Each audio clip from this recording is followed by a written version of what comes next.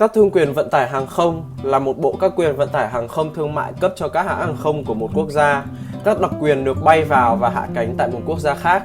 Đây là kết quả của quá trình hài hòa các bất đồng về mức độ tự do hóa hàng không trong Công ước về Hàng không Dân dụng Quốc tế năm 1944, được gọi là Công ước Chicago. Hội nghị đã thành công trong việc xây dựng một thỏa thuận, trong đó hai thương quyền tự do đầu tiên, được gọi là Hiệp định Quá cảnh Dịch vụ Hàng không Quốc tế IASTA, đã được mở cho tất cả các quốc gia ký kết. Tính đến giữa năm 2007, 129 quốc gia đã chấp nhận hiệp ước này, trong khi các quốc gia đồng ý rằng các thương quyền 3 đến 5 sẽ được đàm phán giữa các quốc gia. Hiệp định Vận tải Hàng không Quốc tế hoặc Hiệp định 5 thương quyền cũng đã mở ra cho các quốc gia ký kết, bao gồm 5 thương quyền đầu tiên. Một số thương quyền khác đã được thêm vào kể từ đó, mặc dù hầu hết thương quyền thêm vào này không chính thức được công nhận theo các điều ước quốc tế song phương, nhưng các thương quyền này đã được sự đồng ý của một số quốc gia. Các bạn hãy cùng mình điểm qua 9 thương quyền vận tải hàng không và các đường bay sử dụng thương quyền này trên thế giới nhé.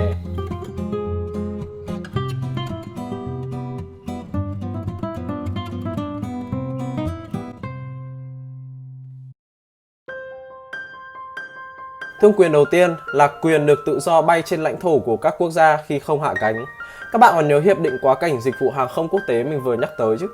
129 quốc gia tham gia hiệp định này có thể tính phí sử dụng không phận với các hãng hàng không nước ngoài. Các quốc gia có vị trí địa lý quan trọng và có diện tích lớn như Brazil, Nga, Canada, Trung Quốc và Indonesia hiện tại không tham gia hiệp định này. Lý do là vì các quốc gia này muốn duy trì kiểm soát chặt chẽ với các hãng nước ngoài bay qua không phận, từ đó phí sử dụng không phận được tính dựa trên từng trường hợp. Vào thời chiến tranh lạnh, các hãng hàng không không được phép bay qua không phận của Liên Xô. Điều này đã ảnh hưởng tới các chuyến bay giữa châu Âu và Đông Á. Vào những năm 1950, BOAC, hãng tiền thân của British Airways, đã bay từ London, Anh đến Tokyo, Nhật Bản với nhiều điểm dừng. Cụ thể, để bay từ London đến Tokyo thông qua Rome, Beirut, Bahrain, Karachi, Kolkata, Yangon, Bangkok và cuối cùng là Manila, mất ít nhất 36 tiếng và có thể lên đến 88 tiếng so với máy bay sử dụng động cơ cánh quạt. Sau khi hãng hàng không Scandinavia mở đường bay tới bờ Tây của Mỹ và quá cảnh ở Bắc Cực, các hãng trong khu vực đã làm theo mô hình này. Nhờ sở hữu các loại tàu bay có tầm bay lớn hơn, BOAC đã bay từ London tới Anchorage, Alaska trong 9 tiếng rưỡi, dừng 1 tiếng để tiếp nhiên liệu trước khi bay tiếp 7 tiếng đến Tokyo. Thời gian di chuyển bây giờ là 17,5 tiếng, bằng một nửa so với trước đó. Vậy còn các nước đã ký hiệp định thì sao?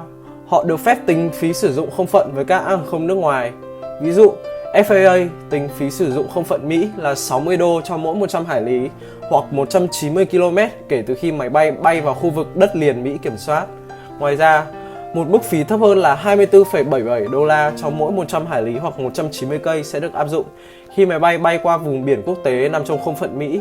Những nơi này bao gồm một phần của Đại Tây Dương và Bắc Băng Dương cũng như phần lớn Bắc Thái Bình Dương. Khác với Mỹ, ở nước láng giềng Canada, chi phí được tính bằng một công thức riêng, trong đó phí sử dụng không phận được tính bằng căn bậc 2 của trọng lượng cất cánh tối đa nhân với khoảng cách di chuyển của máy bay trong không phận và nhân với hệ số là 0,026142.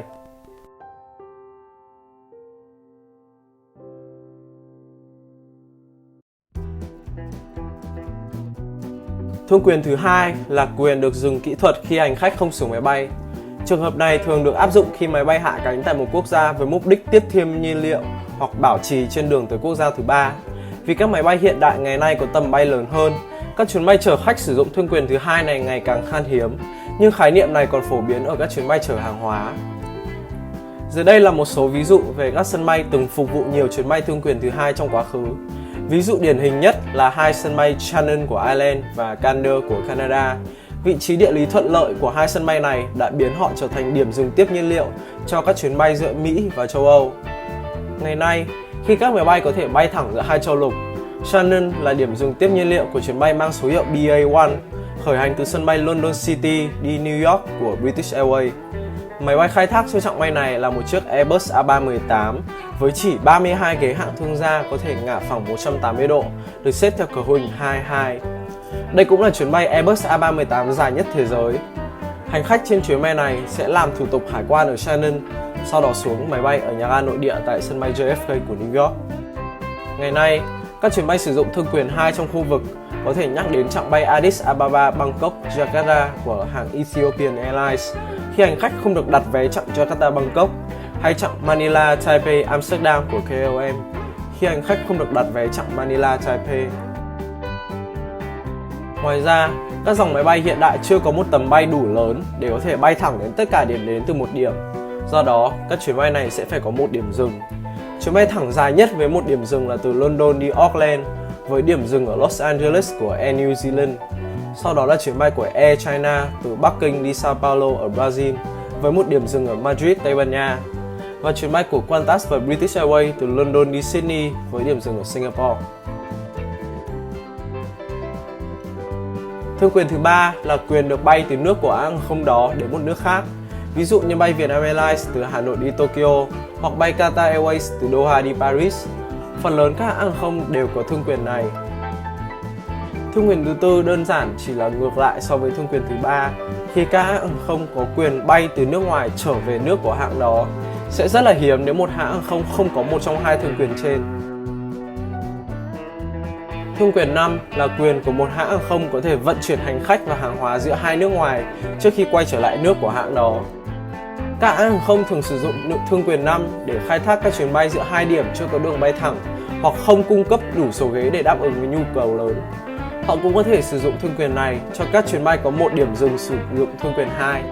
Ví dụ, chuyến bay từ Bắc Kinh tới Sao Paulo sẽ có thương quyền 2 để dừng ở Madrid tiếp thêm nhiên liệu. Nhưng nếu sở hữu thương quyền 5, Air China có thể đón thêm hành khách và hàng hóa ở Madrid để chở họ tiếp tới Sao Paulo. Các chuyến bay thương quyền 5 thường có nhiều ưu điểm hơn là nhược điểm. Đầu tiên, hành khách có thể dễ dàng trải nghiệm dịch vụ của một hãng hàng không từ một nơi khá xa ngay trong khu vực. Chẳng hạn, mình đã có cơ hội bay Boeing 777-300ER thuộc hãng hàng không 5 sao Qatar Airways trên chuyến bay từ Hà Nội đi Bangkok. Mặc dù trên chuyến bay này chỉ phục vụ suất ăn nhẹ, nhưng mình đã có dịp trải nghiệm các dịch vụ với chất lượng vượt trội của Qatar Airways mà không phải tiêu nhiều tiền hơn để bay sang tận Doha hoặc quá cảnh ở đây. Giá vé máy bay sẽ rẻ hơn vì phải cạnh tranh với các hãng trong khu vực khai thác trên chặng bay đó. Bangkok Hồng Kông là chuyến bay quốc tế bận rộn thứ tư thế giới với khoảng 3,5 triệu lượt khách vào năm 2018. Trong số 10 hãng hàng không bay thẳng giữa hai thành phố, 6 hãng là các hãng hàng không quốc gia và trong 4 trong 6 hãng này là các hãng khai thác thương quyền 5. Nếu chúng ta so sánh giá của hãng ở thời điểm đăng video này, Egypt Air, Emirates và Royal Jordanian có mức giá rẻ hơn so với hai đối thủ trực tiếp. Chỉ có Ethiopian Airlines, một hãng đến từ Ethiopia ở Đông Phi, có mức giá cao hơn.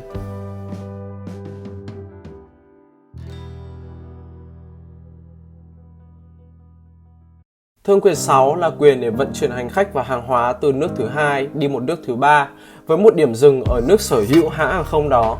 Về cơ bản, thương quyền này như được ghép bởi hai thương quyền 3 và 4. Thương quyền 6 được sử dụng mạnh mẽ bởi các hãng hàng không khai thác tuyến đường Kangaroo, tuyến đường nối giữa châu Âu và châu Úc như Singapore Airlines, Thai Airways, Emirates hay Cathay Pacific. Với mạng bay rộng lớn, Singapore Airlines có thể kết nối 8 điểm đến ở châu Úc tới ít nhất 14 điểm đến ở châu Âu với một điểm dừng. Các hãng khu vực Trung Đông như Emirates, Qatar Airways, Etihad hay gần đó là Turkish Airlines đã thành lập một mạng bay xuyên châu lục. Còn Copa Airlines phát triển trụ sở thương quyền 6 của mình tại Panama để kết nối các chuyến bay giữa Bắc và Nam Mỹ. Mình sẽ nói ngắn gọn về các thương quyền 7, 8 và 9 vì các thương quyền này không phổ biến trên toàn thế giới. Thương quyền 7 là quyền của một hãng để khai thác giữa hai nước bên ngoài nước của nhà khai thác. Trong khi đó thương quyền 9 là quyền được khai thác tải thương mại từ một thành phố này ở nước ngoài đến thành phố khác của nước đó, nhưng máy bay không xuất phát từ nước của nhà khai thác.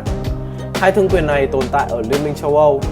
Cụ thể, hãng Norwegian Air Shuttle khai thác các chuyến bay ở Thụy Điển, Đan Mạch, Phần Lan và Anh. Ryanair, một hãng từ Ireland, khai thác các chuyến bay nội địa ở Anh, Đức và Ý theo thương quyền 9. Thương quyền 8 là quyền được khai thác từ một thành phố này ở nước ngoài đến một thành phố khác cùng của nước đó, nhưng các chuyến bay phải được xuất phát từ nước của nhà khai thác. Trước khi bay thẳng đến Hà Nội và thành phố Hồ Chí Minh, Turkish Airlines từng bay đến Việt Nam một cách khá độc đáo. Vào các ngày thứ hai, thứ tư, thứ sáu, hãng bay từ Istanbul đi Hà Nội, rồi bay tiếp đi thành phố Hồ Chí Minh, rồi về lại Istanbul. Vào các ngày thứ ba, thứ năm, thứ bảy và chủ nhật, hãng bay từ Istanbul đến thành phố Hồ Chí Minh, rồi bay tiếp đi Hà Nội, rồi quay trở lại Istanbul. Tuy nhiên, Turkish Airlines không có thương quyền 8 để chở khách giữa Hà Nội và thành phố Hồ Chí Minh, nên cách duy nhất để bay chặng này đó là các bạn phải bay tiếp đến Thổ Nhĩ Kỳ. Hiện tại, tuyến đường bay áp dụng thương quyền 8 phổ biến nhất có tên là Island Hopper của United Airlines. Tuyến bay này bắt đầu từ Honolulu của Hawaii đi các quốc đảo Thái Bình Dương, bao gồm Micronesia và quần đảo Mauritius đến đảo Guam. Tổng thời gian của hành trình này là hơn 16 tiếng. Vừa rồi là 9 thương quyền vận tải hàng không mà mình đã giới thiệu với các bạn. Các bạn ấn tượng với thương quyền nào nhất? Hãy comment để chia sẻ ý kiến của mình nhé. Và cũng đừng quên nhấn like, subscribe và chia sẻ với mọi người nhé.